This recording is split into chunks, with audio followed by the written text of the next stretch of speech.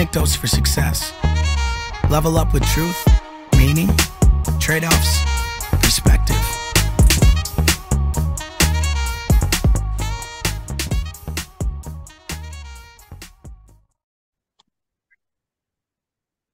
Well, Matt, we had a fun phone conversation yesterday, and I was thinking to myself that afterwards, we got to figure out a way to start recording those things. So I thought we'd pick up on what we were talking about yesterday, which was accountability and responsibility. And I always say it means you're not trying, but I think you don't know what you don't know. And I feel like with the story you were telling me yesterday, that's more concerning that I don't think people are lying. I think they just really don't know what responsibility and accountability means. So talk Yeah, to us. I want to get your thoughts, of course, too, and where we were going, and I know we should just like record our phone calls and then every one of them, and then we could just play the good ones. Um, We're gonna start doing that once I have access through. So yes, yeah, soon. to back up how it got started is I was talking to you about some issues I've had with some employees recently, and um, and actually since we talked, I've given a lot of thought. I've had a similar conversation with like my brothers and people, my daughter, people I just kind of like lean on for stuff like that and just talk to. And one of the things that I really came to, I think one conclusion is there's a lot of good people too. You know what I mean? And like, uh, there's a lot of people who do a really good job. And I think it's, I don't like disclaimers. I feel like this is a disclaimer, but I think that's important too, at least for me, because it's like anything. You look at the bad, right? Because that's where the threat is. So it's like we're biologically wired for that, to look at the negative. We look at the bad because that's where the threat is, right? That's where the snake is, or that's where the bear or the lion or whatever's going to eat me is, right? It's a negative. So it's easy to look at that because we're wired that way. Um, but I have seen, and I don't know where it comes from. I have some thoughts, and I want to know yours, and I think we should talk about them. But there's an accountability and a responsibility problem, and just to bring it home a little bit, I've had some employees kind of not coming to work, and not for illness, and that's not what I'm talking about. I'm talking about things that they deem are out of their control, and in one way I can see what they mean by that. And another way it's absolutely inexcusable to me.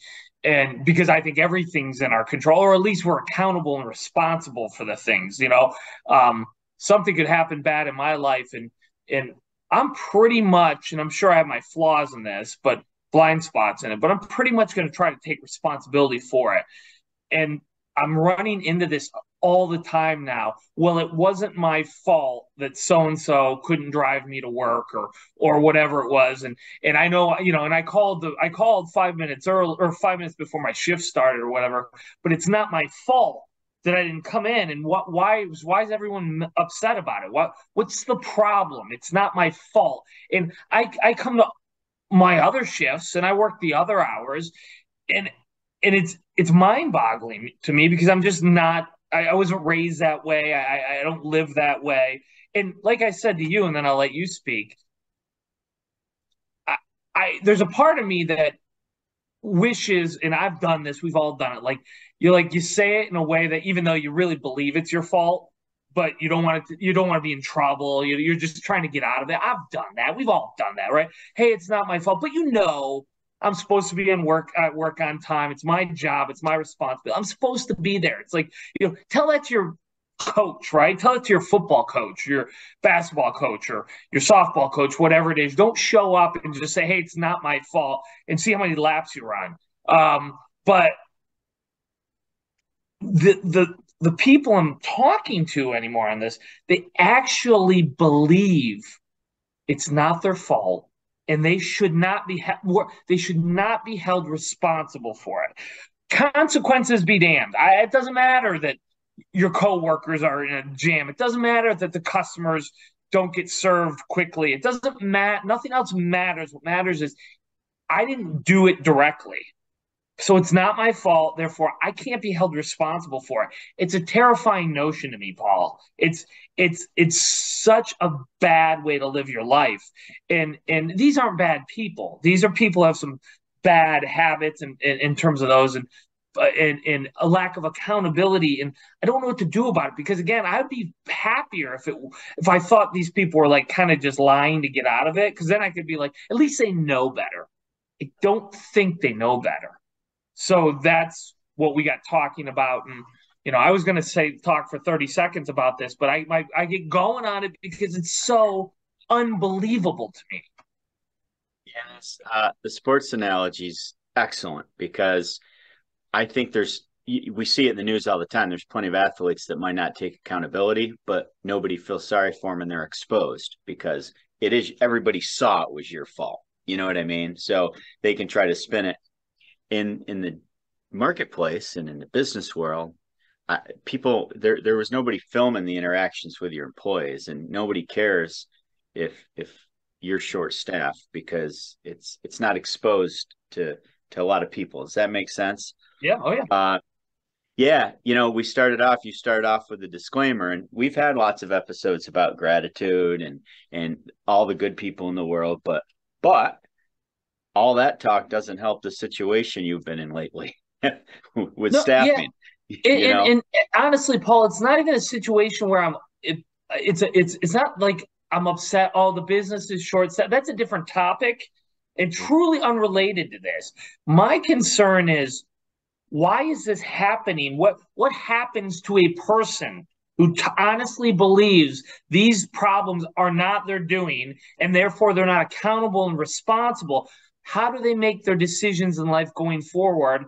I don't think they end up making good ones. And then where does that leave them? To me, it's a trail we're following of, well, no wonder you didn't succeed in certain areas. No wonder, you're not going for it. You're not attacking life. You're not succeeding in whatever sense you want. It doesn't have to be business. It doesn't have to be school. It can be whatever. I don't care. But when you live your life in believing, and this is what I'm worried about. It's not my business. It's truly not. Um, when you live your life believing that these things are not your fault, you got a real problem coming your way. You got a life full of problems coming your way. And that's what I'm concerned about. I mean, that's tough the way you phrase it because it's so deep in our culture now. I mean, I don't know if it started with like bailouts of financial institutions or automotive Sure. industry, and it's funneled right on down to the average citizen when we had all the stimulus checks during COVID, right? But that's more of a macro. I mean, we're trying to figure out the but I think micro reason behind it. no, but I think those examples are good examples. I think that's what I'm getting at too. Why is this happening? 26 years into education, and right now I'm obviously teaching a world that's not like normal education, but we had a problem with it before COVID, and then when COVID hit, as educators, we weren't allowed to fail anybody because of everything everybody was going through, and we still have. I hear stories from a lot of my colleagues of students just not turning something in. Teacher will say, "Well, it's late." Well, no, I'll get it to you eventually. Well, no, it's late. Like you get a 0. And then they're similar. They're like, well, I don't understand. I'll do it eventually.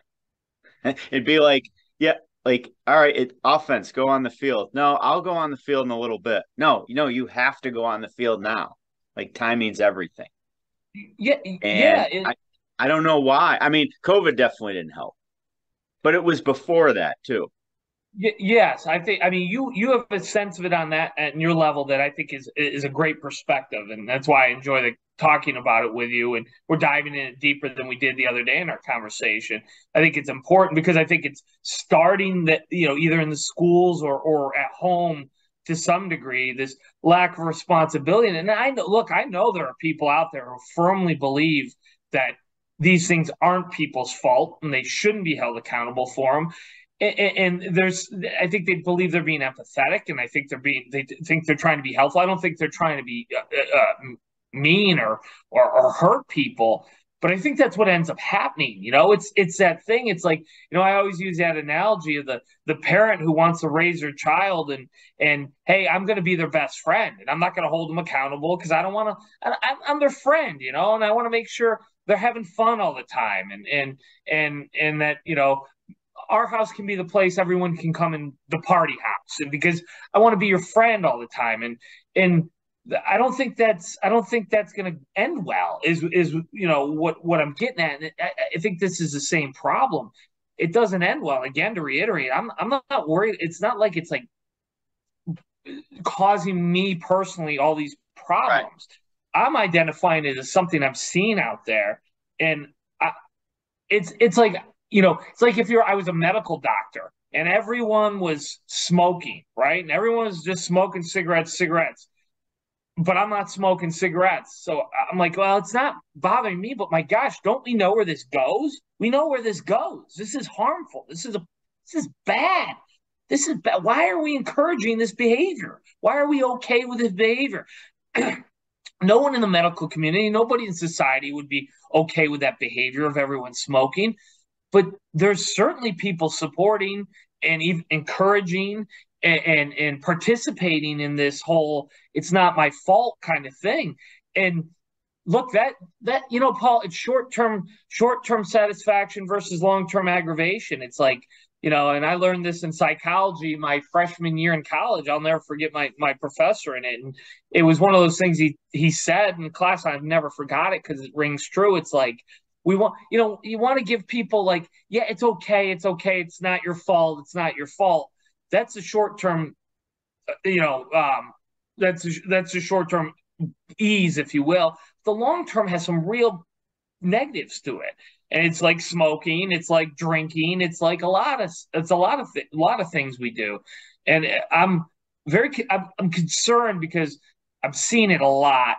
And when I have conversations with people, it's interesting how often they say, "Oh my gosh, I've noticed the same thing." I just know that I know it leads to a certain form of pain, and it's going to happen, and I don't want to see it happen. All right, so I got a theory, and I know you'll answer to it, but somewhere along the line, I'm going to probably butcher this saying, but we went from, teach a man to fish and he can feed himself for life, right?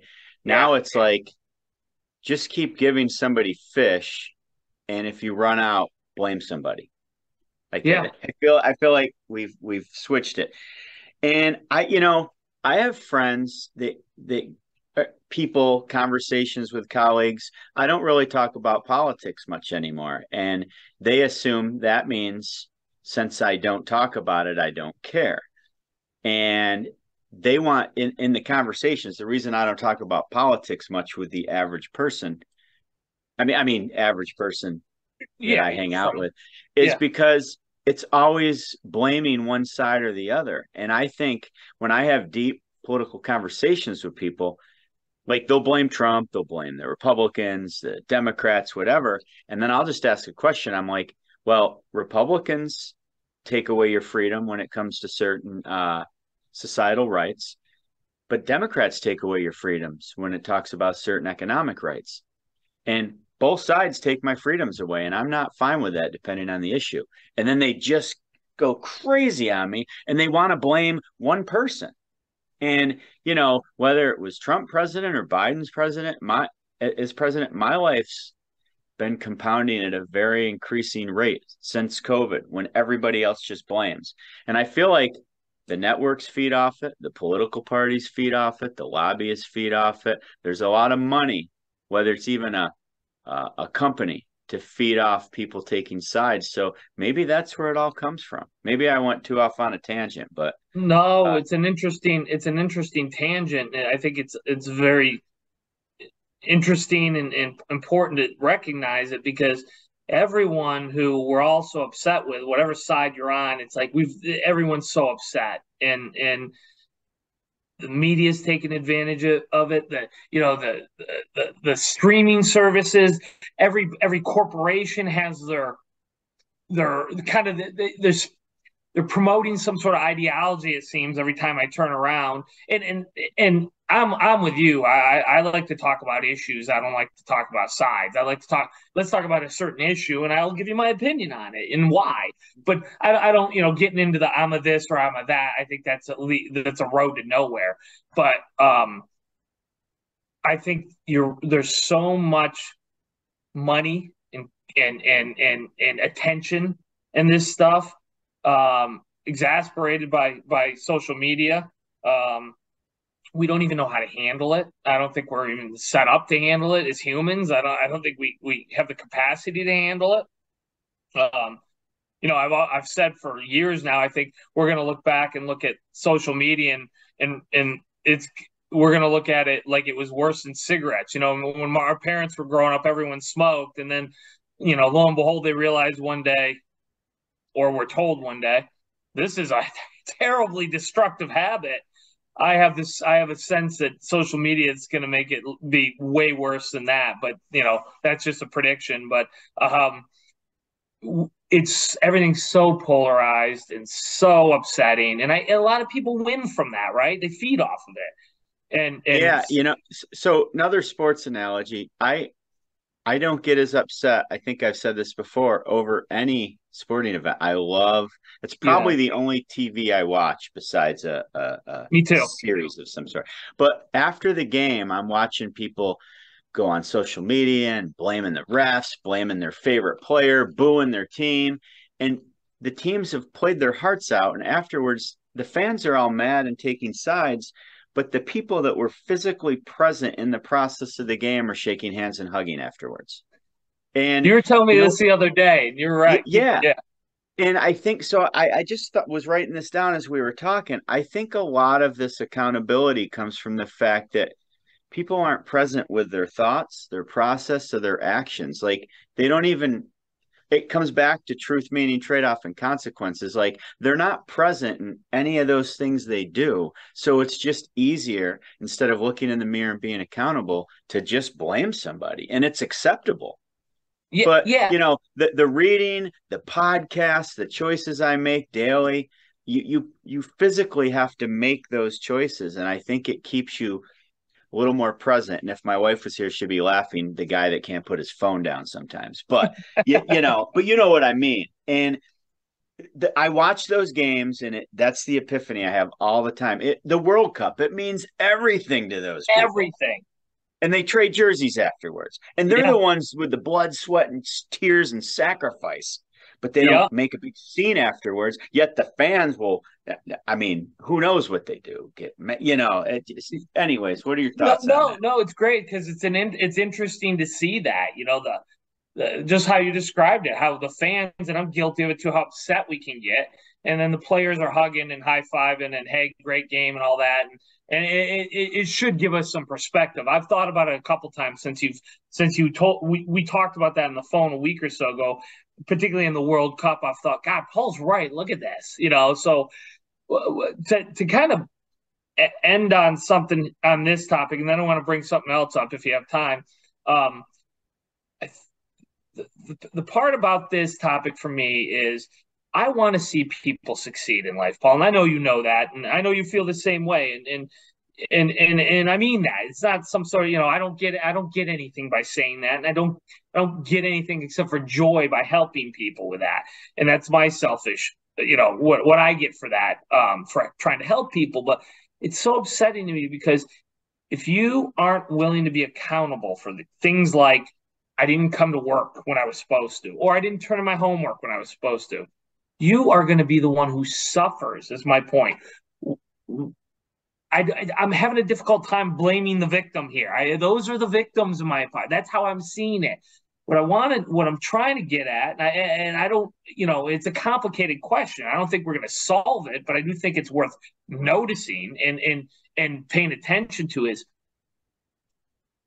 what can be done about it, because those people will be true victims, in my opinion. At the end of the day, life will be harder for the person who goes, I'm not going in because I couldn't get the person supposed to take me in couldn't pick me up today, so I'm not going in. And it's truly believes in their heart it's not my fault.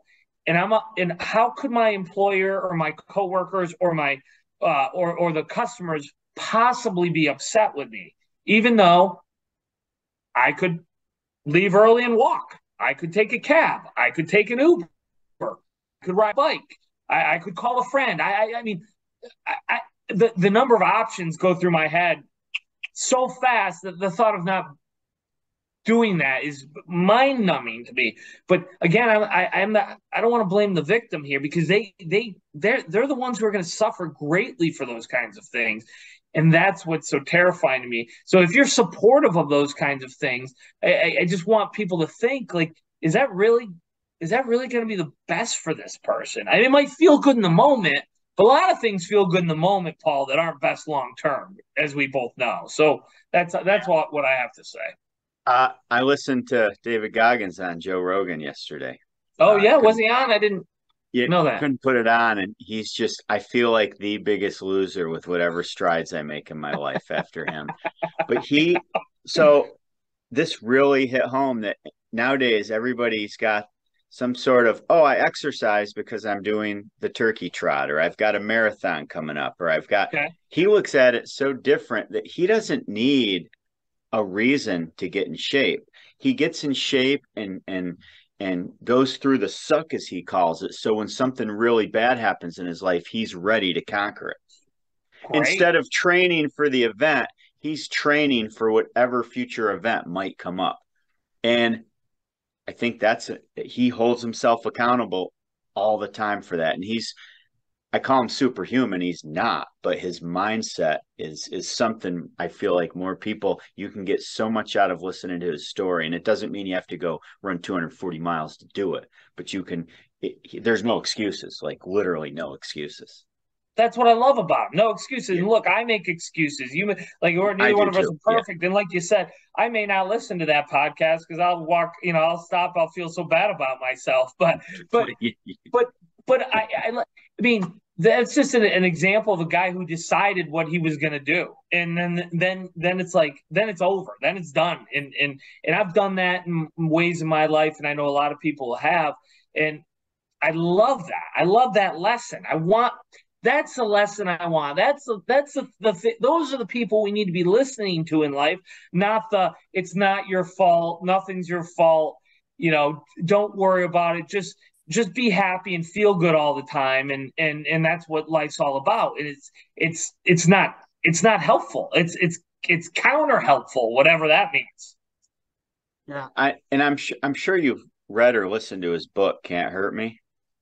Yeah. And so Crazy. it makes the podcast interview even better because you know all the backstories when he doesn't go into detail. So I don't know, from a place, Paul, that probably most people could relate to, right? Is your point? It's not like he was born like this physical, specimen, this, one of these people who just, were born like Bo Jackson, or you know what I mean?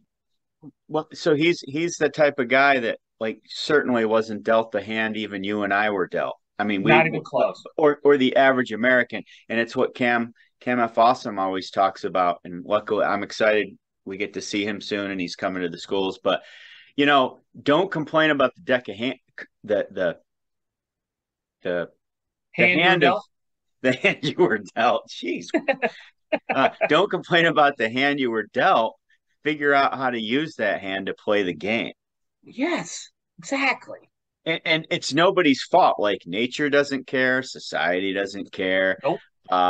You were pretty lucky to be born, regardless of where. And then when we can get into all that. Yeah. But really cool stuff. Hopefully, I think about this stuff constantly, and it doesn't help because we talk on the phone, and then I start thinking. But anyways, what else you got? You said you were going to bring something else up. The other topic I think is going to get into a little bit of lengthy time, honestly, and it's not something we have to talk about right now. So we'll talk about that another time because I think it'd be another 20-minute, half-hour kind of thing. So couple quick things. This basically wraps up season 2, so it'll be 53 episodes, and I believe we had 32 guests. Wow. total for the 2 years. Yeah. Yeah. So the end of last year, we were 25 episodes and 17 guests. So we're expanding. We're having more fun communicating even without guests and just randomly picking topics, and we're finding our pace. And next year we're going to go to every week, and there'll be a couple fun surprises because we're going to attempt live podcasts, Matt. I don't know how Yeah. that'll work at first, but we'll figure it out, right? Yeah, no, it will be fun, and I'm sure I'm looking forward. We'll have some cool guests and talk about things that are going on and our life, society, business, finance, all those great things, and I'll have some I haven't even told you about, but I'll have something to um, get out there in January too. That's pretty exciting. So at least for me. All right. Now I want to keep you on and pry it out of you. But no. But yeah, slowly making progress. We don't really quite know where this is going yet, but this was the year we've had some really good input from people that listen and have made life-changing uh decisions Seasons, yeah. or bettered themselves for it just by listening to the testimonials and stories of other people's adventures. So, Yeah, and we Paul. were on a podcast. So, I was going to say that's a success. Being asked to be on podcast has been a success, and honestly, probably the biggest success has been. I just think, right. This caused me to think, and then having the guests we've had on, and the different topics we've discussed, and the things I've learned because of it, and people I've met because of it, conversations I couldn't have ever imagined having, and on topics and things that I'm interested in, didn't know I was interested in, I could learn about. I mean, it's crazy what happens, Paul, when you just go and do stuff.